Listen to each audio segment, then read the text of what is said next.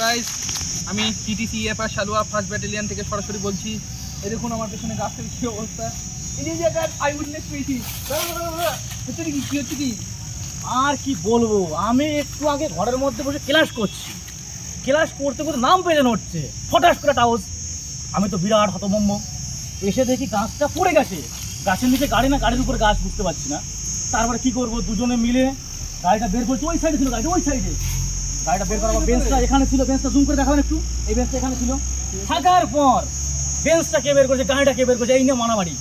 কে যে বের করবে কোথা থেকে, সবাই মিলে বের করলো। করতে করতে কাটে এবার কাঁঠাল।